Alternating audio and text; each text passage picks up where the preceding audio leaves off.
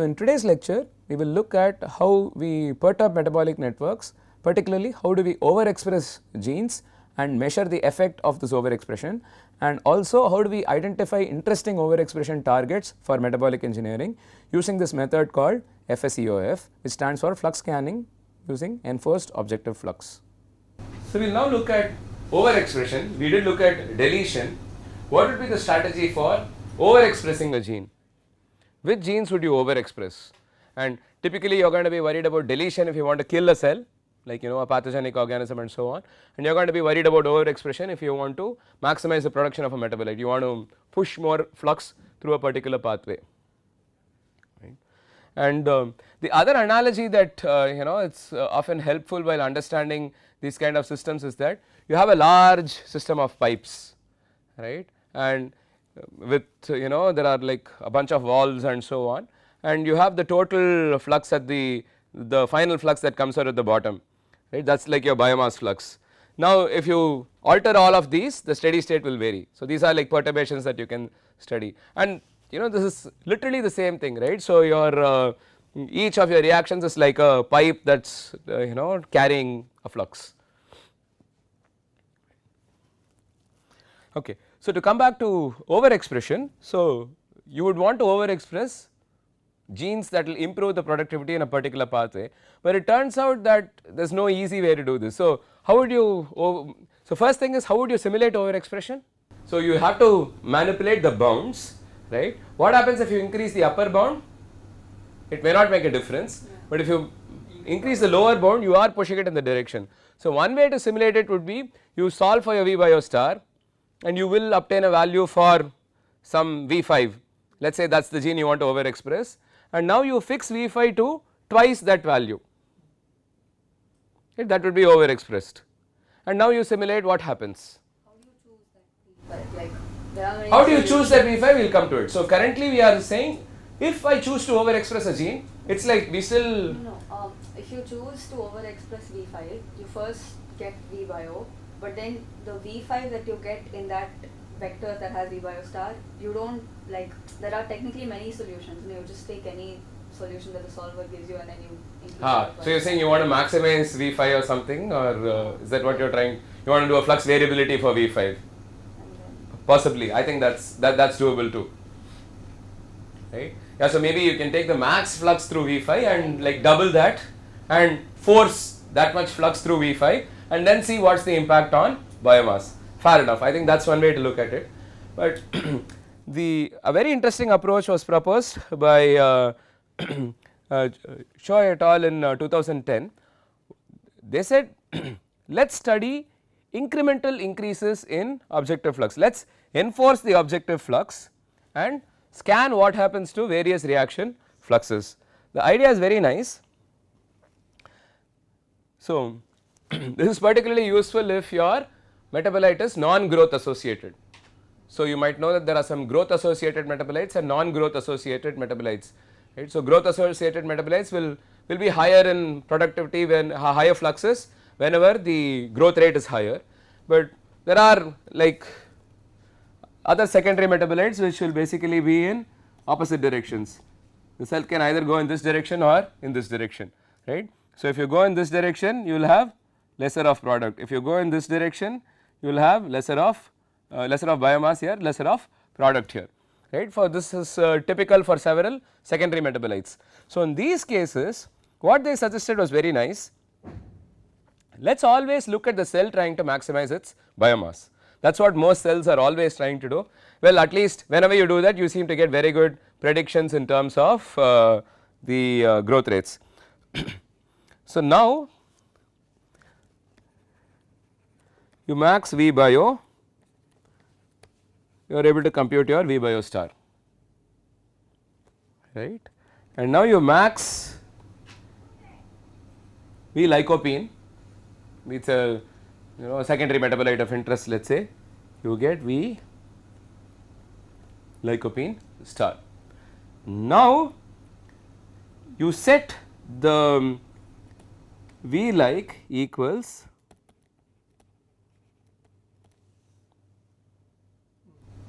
and maximize biomass.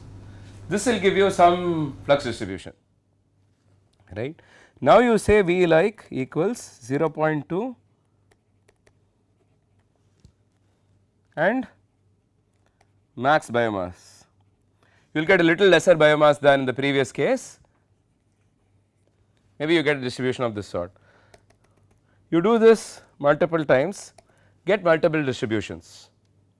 Is this simple? This is very clear, right. Now let us analyze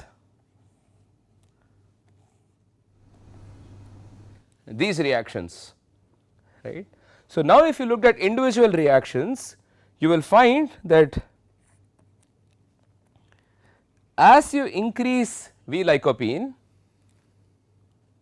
there are reactions that may go like this, there are reactions that may go like this, there are reactions that may go like this, and there could be reactions that go like this. The authors came up with the hypothesis that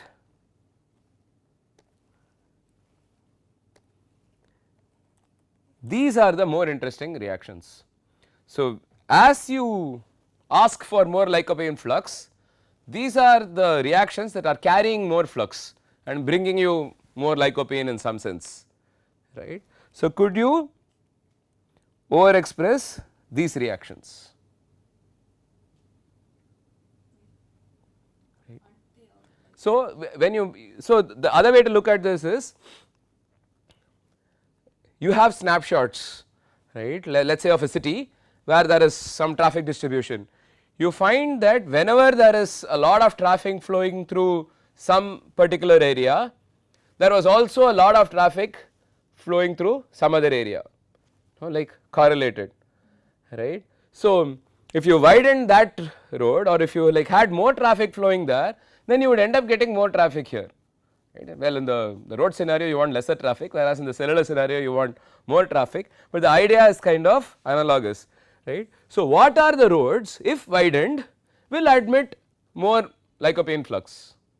So, what are the reactions if overexpressed will admit more lycopene flux? So, the idea is these are the reactions that kept increasing as you increase the lycopene flux. So, I had only so let us say here the biomass value was 0.6, here the biomass value may have been 0.5, here the lycopene value may have been like some 10 what arbitrary units, here it might have been 20, right. But then you have certain reactions that are carrying more flux. So, these might be the reactions that are quite interesting, and we have actually had very good success with this in two different systems, in both sunflower and Lactococcus lactis. Predictions made using this method which is called FSEOF, flux scanning based on enforced FSEOF, enforced objective flux. So, you basically enforce an objective flux and maximize only for biomass, because that is what the cell is trying to do, and you find that there are some reactions which always increase in flux, some reactions which decrease in flux, some reactions that really do not care or do not matter. You are setting lycopene to something, what objective flux are we enforcing? Objective flux is biomass maximization. Objective, but we enforce the product. So, you enforce the product objective flux as well. So, you also have a product objective. So, you first do a maximize product and get the maximum value of product, and then this is computed with probably 0 biomass. So, if you see biomass is actually 0 here, right, when you maximized product. I mean it can be very low values of biomass like nearly 0, right, but I mean in fact it can be 0 biomass, right, it is after all a simulation. So, this becomes the objective. So, it will just you can very well have 0 biomass. It may be some small amounts of biomass if necessary, but you can very well have 0 biomass. But you can't use this experiment. We already discussed that, right. So, this just tells you what is the theoretical maximum flux that can be carried by the product reaction, product forming reaction. So, we did stage that example, right. So, if you know that you are already at only at 60% of that value, you really need to invest in metabolic engineering of for that product, trying to do strain improvement. But if you are already at like say 90-95% of this theoretical maximum, you do not need to worry about strain improvement, you have to look at some other avenue. So, to repeat, you maximize the product, come up with a value, and then you say I will do a very small amount of product, right, some 10% of the maximum value, and then 20% of the maximum value, 40% of the maximum value, 60% of the maximum value of product, and I will see how all the reaction fluxes vary when I go from this state to this state to this state to this state to this state. And you see that there are some reactions that monotonically increase, some reactions that keep decreasing, and some reactions that remain unchanged. These seem to be the interesting reactions. In fact, it would also be interesting to see what happens when you remove these reactions and so on. And in fact, we have also tried building a bypass from these reactions to these reactions. So, can you try to redirect these are the fluxes that are taking away your lycopene in some sense, taking away something that is important for your product. So, can you reroute them towards this? That is an interesting thought. It is a project idea. What kind of networks? No, like if you have your model, can you do network analysis of centrality? It's tricky. It's tricky. So we are trying some of those things, but it's typically the fluxes become very important. So static network analysis doesn't loses a bit of sheen when it comes to metabolic engineering. Of course, it's very useful if you want to predict what kind of exchanges can happen between two organisms and so on. So we are using those kinds of models for consortia and things like that. But just to see which reactions correlate positively, if you have a model, is there no, like, just by looking at a network, is there no analysis to say which?